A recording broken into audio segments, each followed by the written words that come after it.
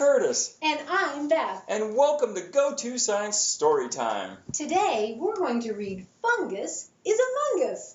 Sounds fascinating. Let's go. Fungus is Among Us. Written by Joy Keller. Illustrated by Erica Salcedo. This book has 2 dedications. The first one says, "For Dean, a really fun guy, J.K." That must stand for Joy Keller, the author. The second dedication says, "For my dad, E.S."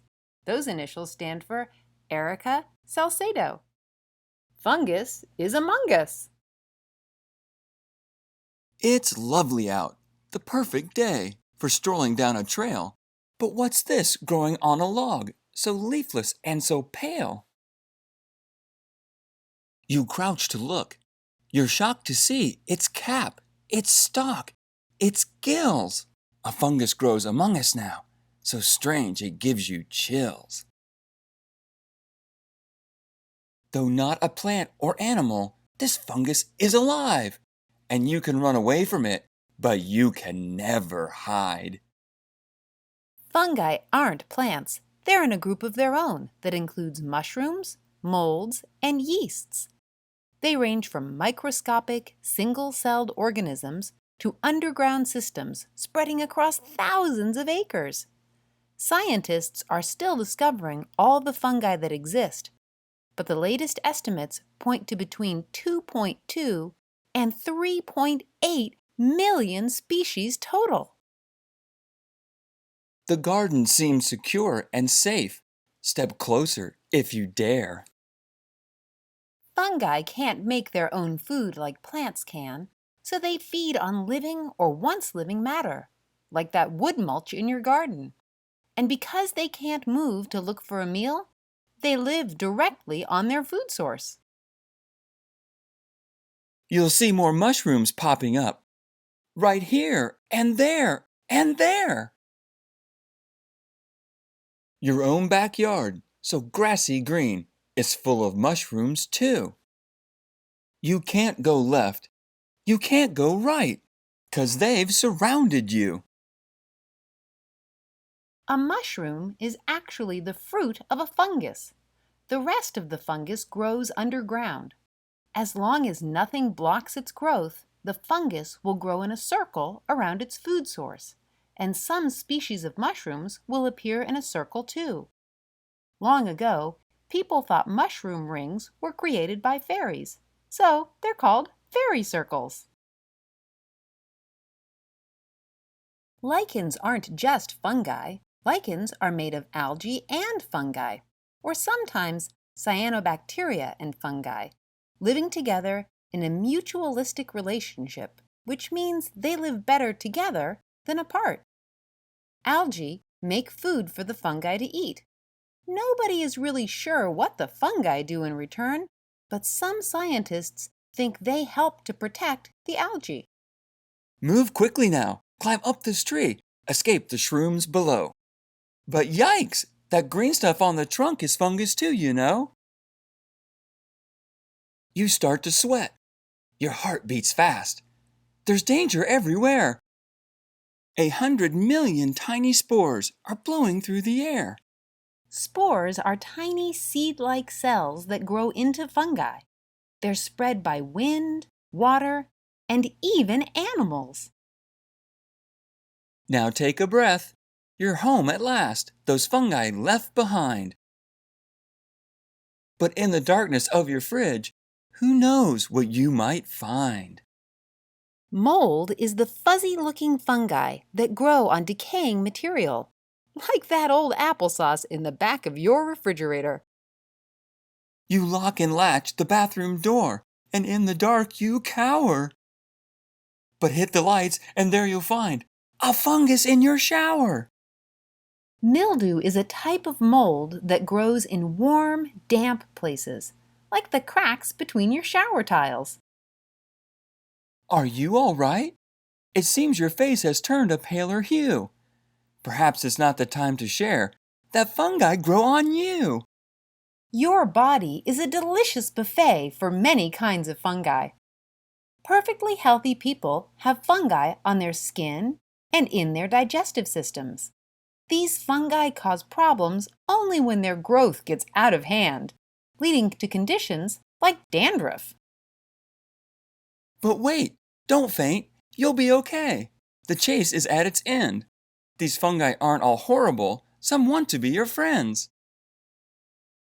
So don't be scared to venture where your dad is making lunch. You know what's on the pizza pie? I bet you have a hunch. The button mushrooms you get on your pizza are the most common edible mushrooms, but there are many other delicious kinds: shiitakes, portobellos, and oyster mushrooms, to name a few. Did you know the most expensive food in the world is a mushroom? That's right! Truffles can sell for thousands of dollars a pound. But that's not all. Beneath the cheese, you'll find a fun surprise. There's you-know-what in pizza dough. Yeast causes crust to rise. Yeasts are single-celled fungi. You may not be able to see them, but they're an important ingredient in many of your favorite foods. When yeast is added to bread dough or pizza dough, it makes the dough rise and get bubbly, so the end product is light, fluffy, and delicious. Now off you go to toss those scraps upon the compost pile. With fungi's help, they'll turn to soil. Just wait a little while. Fungi are decomposers that break down and eat dead and decaying material, like fallen leaves, rotting wood, and the old food in your compost bin. This process turns that dead stuff into nutrient-rich soil that helps plants grow. Your flowers bloom in tidy rows. Go on and sniff a few. Who keeps these beds so nice and neat? The fungus cleanup crew.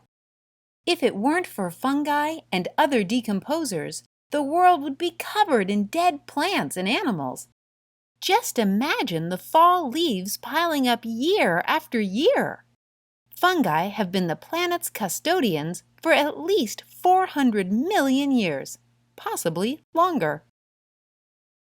It's time again to hit the trails. Your hike is back on track. And look, that chipmunk seems to like its tasty mushroom snack. Fungi are an important food source for many animals. Mammals like squirrels and chipmunks eat mushrooms, as do insects, slugs, and snails. Some species of ants, termites, and beetles even keep their own fungus farms. Your house, your yard, your food, yourself. Are fungi everywhere? Why, yes, there's no escaping them. But aren't you glad they're there? That was an excellent story. It really was. I love that it was a rhyming story, and I thought it was hysterical that the fungi all had those cute faces. Yeah, that was funny, but remember, that's just for pretend, because in real life, fungi doesn't have a face or hands or legs or feet or any of that kind of thing. Well, if you've got a few minutes more, stick around to find out some real information about a real scientist who really studies fungi. Ah, mycologist. Excellent. Meet a mycologist. Dr. Sara Branco is a mycologist, a scientist who studies fungi at the Montana State University. When she isn't busy researching in the Branco lab, she teaches classes about fungi and microscopic creatures like bacteria. Here she is to teach you a little more about fungi. Why did you decide to become a mycologist? I fell in love with mushrooms when I was 16 years old. I went for a hike on a fall day in a forest close to my parents' house and saw over 100 different species of mushrooms.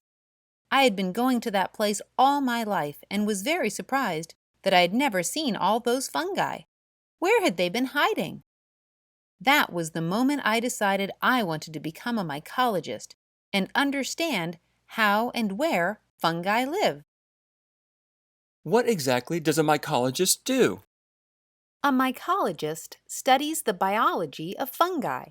Mycologists spend their time researching how fungi grow, reproduce, and interact with their environment. This means I get to study weird places. I'm currently studying fungi that grows in soils that are contaminated with heavy metals, as well as fungi living in the hot springs of Yellowstone National Park.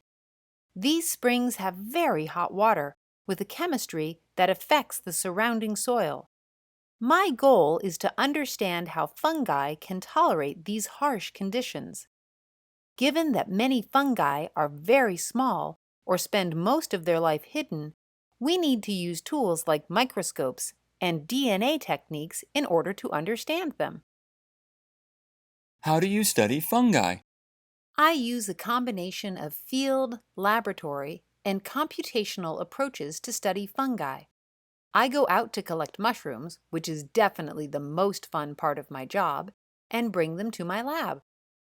I work with other researchers, and together we grow fungi in petri dishes in the lab to understand how fungi grow in nature.